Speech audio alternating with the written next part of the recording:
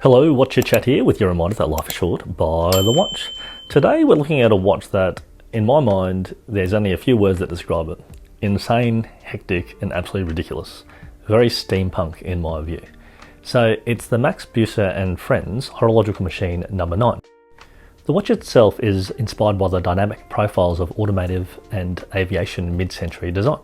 It's a combination of titanium, gold and sapphire on the case, and the movement itself is equally as complex, with an in-house movement, twin balance wheels which beat independently on each flank of the machine, while the central body reveals the gearbox of the machine, a planetary differential that averages the output of both balances to provide one stable reading of the time.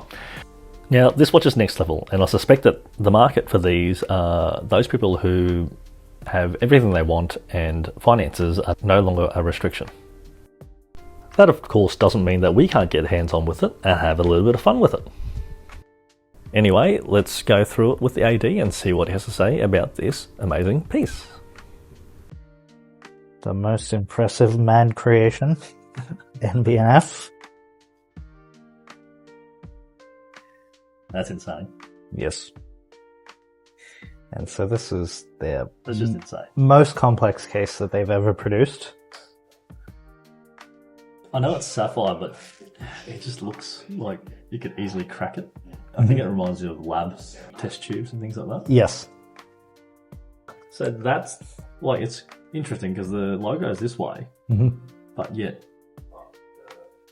the time reading is that way.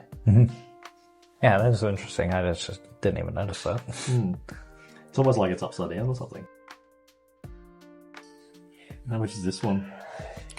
So this one here, for the exact price, I'll need to steal it off you for a second. As I said earlier, it's very steampunk, and the design was inspired by mid-century automotive and aviation design, and you can really see it here. Almost looks like a car engine or a sort of blimp or aeroplane. So this one comes to $855. The MB&F Horological machine. Looks every bit of that, to be honest. Yeah, if you're familiar with some of his other works, he has crazy things like his clocks that look like jellyfish. Lots of painstaking haute horology work.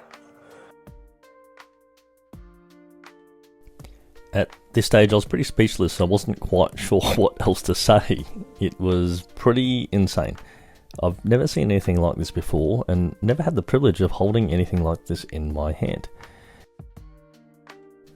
To have a timepiece that costs more than some apartments or houses even, it's quite unfathomable to me. And while I'm not going to be buying one soon, it really is a bit of a treat to be able to see these sort of things and have someone talk you through it. You don't really have to be buying watches to appreciate the craftsmanship that goes into them and enjoy the experiences that the watch game brings.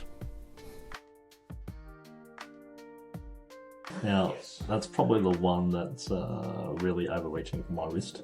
I think it's overreaching for many people's wrists. That being said, I think that's how it's supposed to fit. Very cool. I actually really like the colour on this one. Yeah, the grain's beautiful. In theory, all of the calculation would be done here, and then the gearing would basically turn it sideways and then push it towards the dial, which is on the side.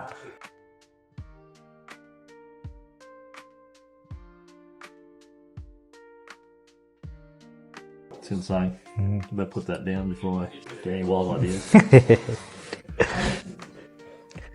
And there you go. So there you have it, the Max Büsser and Friends horological machine No.9. Now, while this watch isn't really for me, it's interesting to see how the top 1% of the world might live. And when you get to this level, it can be quite intimidating. However, as you can see, I just caught up with the AD, had a chat human to human, and they were more than willing to talk me through it and show me the timepiece, let me get hands-on. And so it was a great bit of fun.